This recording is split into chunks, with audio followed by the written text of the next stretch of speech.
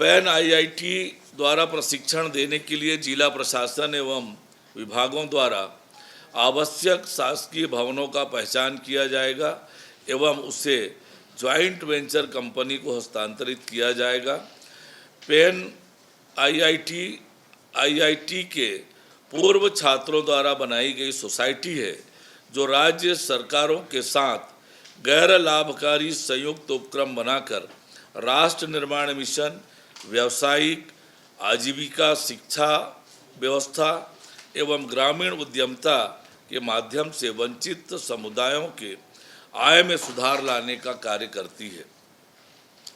मंत्रिपरिषद द्वारा पुराने वाहनों से होने वाली सड़क दुर्घटनाओं की रोकथाम तथा वायु प्रदूषण को नियंत्रण करने के लिए छत्तीसगढ़ मोटरयान कराधान अधिनियम 1991 में संशोधन विधेयक के प्रारूप का अनुमोदन किया गया।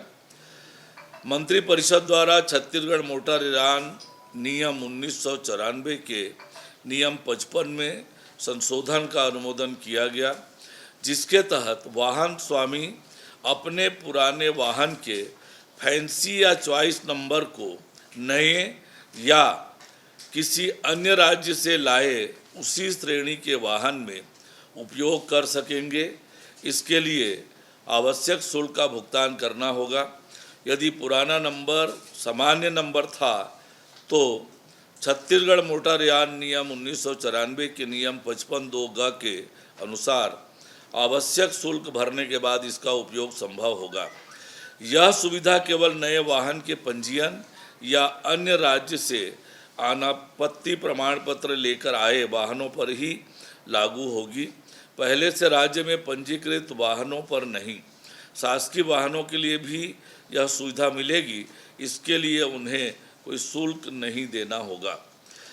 छत्तीसगढ़ निजी विश्वविद्यालय स्थापना एवं संचालन संशोधन विधेयक 2025 के प्रारूप का अनुमोदन किया गया।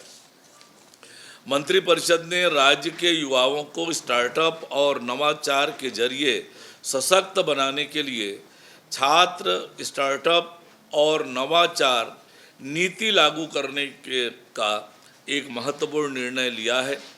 इस नीति का उद्देश्य छात्र केंद्रित नवाचार और इनक्यूबेशन सिस्टम बनाना, साथ ही बौद्धिक संपदा जागरूकता बढ़ाना, जनजाति क्षेत्रों में नवाचार केंद्र स्थापित करना और कृषि, हरित ऊर्जा, स्वास्थ्य, विनिर्माण जैसे क्षेत्रों पर खास ध्यान देना भी इस नीति के प्रमुख उद्देश्य हैं।